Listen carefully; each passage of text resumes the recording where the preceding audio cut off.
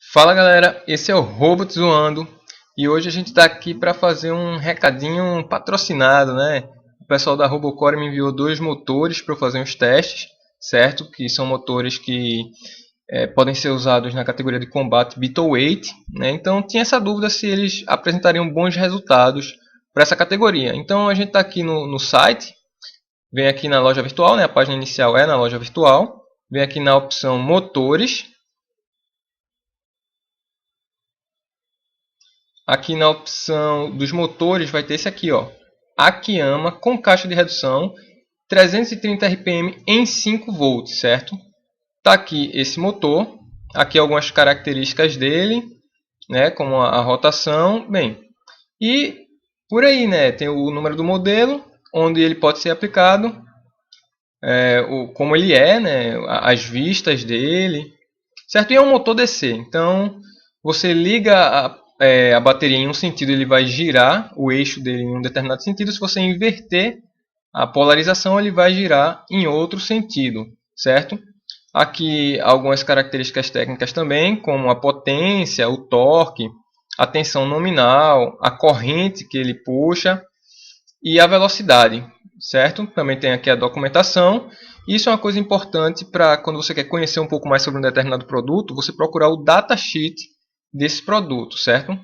Que é onde indica as características. Então aqui a gente tem que ele opera de 3 volts até 12 volts, com o nominal, né, o padrão sendo em 5 volts, e uma rotação de 330 RPM em 5 volts, o que puxa uma corrente elétrica de 300 mA.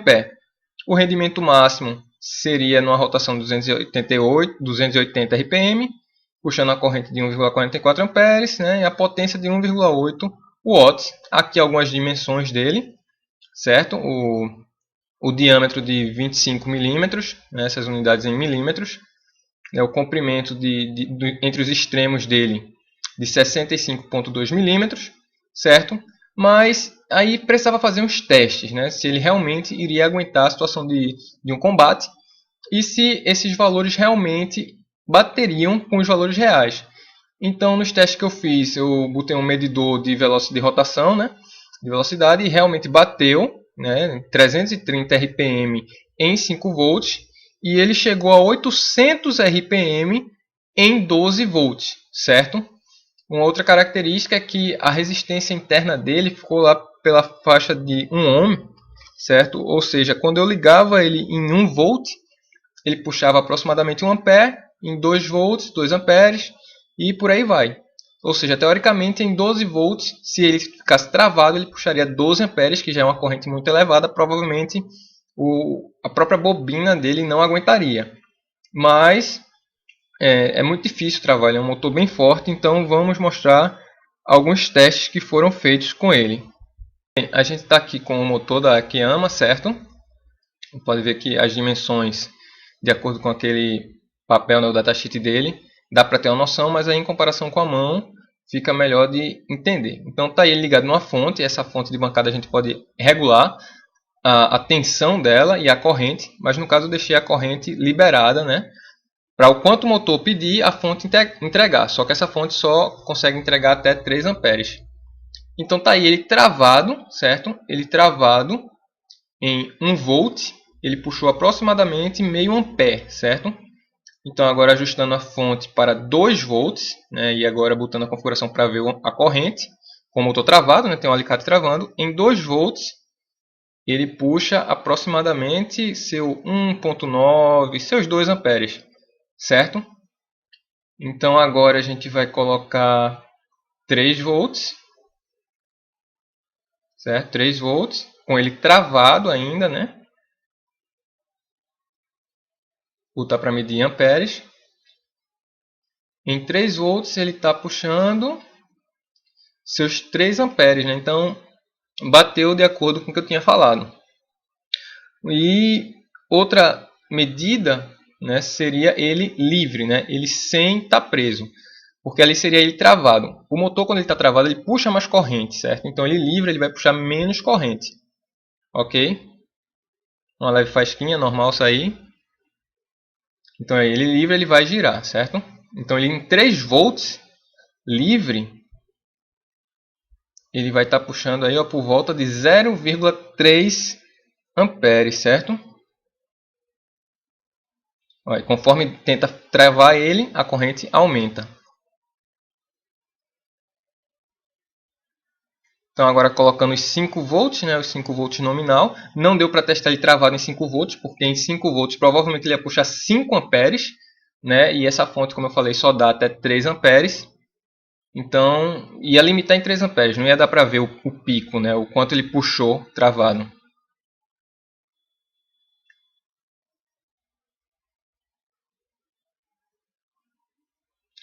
Pronto, ele em 5 volts, ele já gira um pouco mais rápido, certo?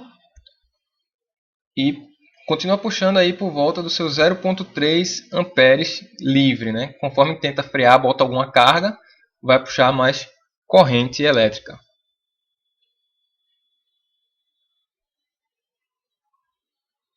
E como também tinha sido dito lá no datasheet, ele aguenta até 12 volts, né? Então tá aí a velocidade dele em 12 volts, certo? A rotação fica bem rápido, fica bem interessante para ser usado em 12 volts.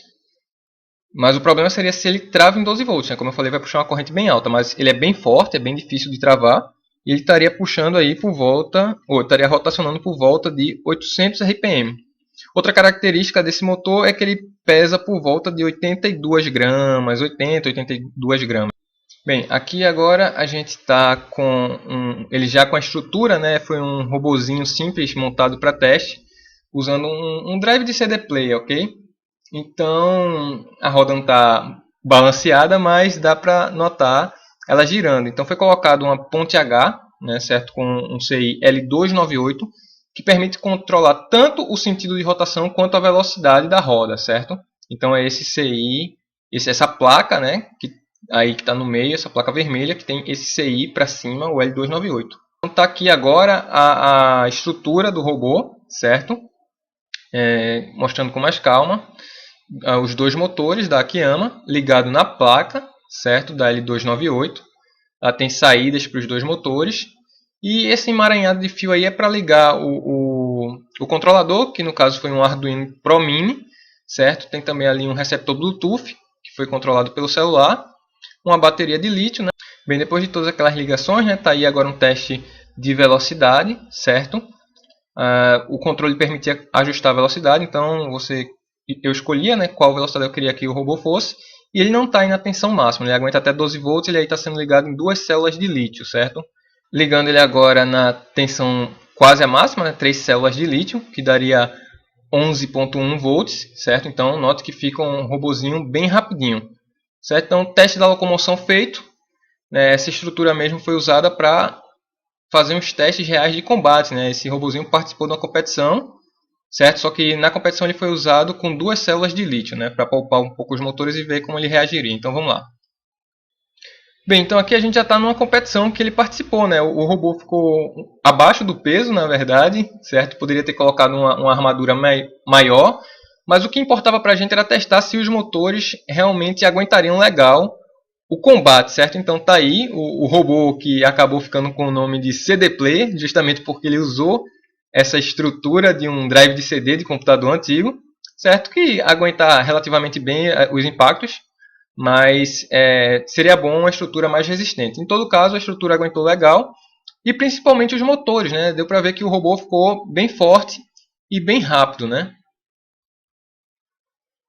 Então tá aí o robô CD Player, né, contra o robô McDowell, que tinha essa barra rotacionando na vertical, certo?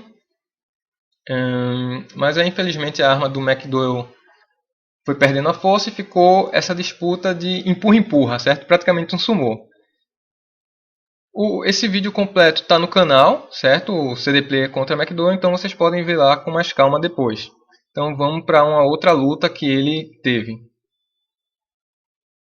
Tá aí agora, né, ele contra o Maria Bonita, já recebendo uma primeira pancada, né, muito boa, subiu bastante e não parou de funcionar, né? Na verdade a gente está fazendo uma análise do motor, então não vou estar comentando totalmente a luta, apesar das pancadas terem sido muito bonitas, mas aguentou bem a estrutura, né? Apesar de ser uma estrutura simples, aguentou legal as pancadas. E os motores, novamente mostrando que, mesmo voando bastante, continuou rotacionando. Então ele agora teve problemas porque a tampa do robô, né, da estrutura, começou a abrir e não estava permitindo a roda encostar diretamente no chão. Então houve uma perda por imobilização, mas os motores continuaram ok.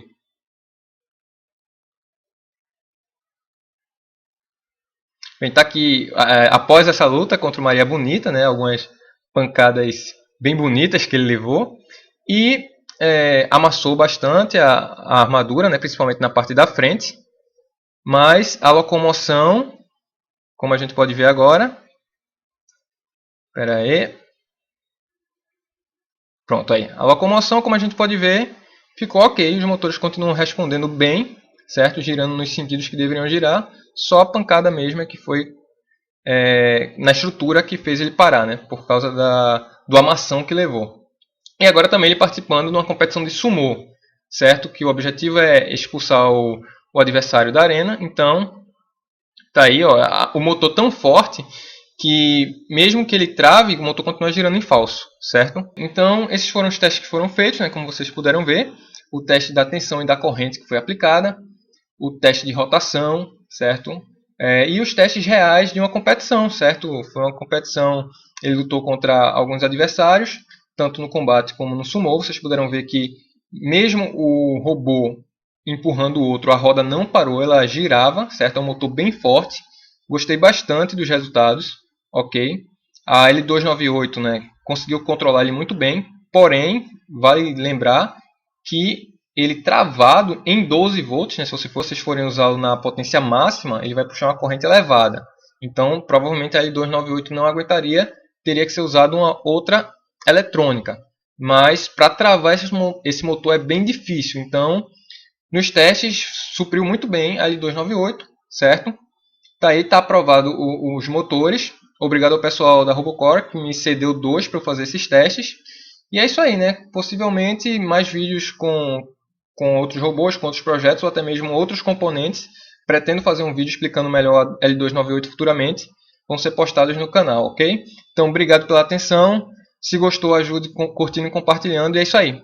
Valeu!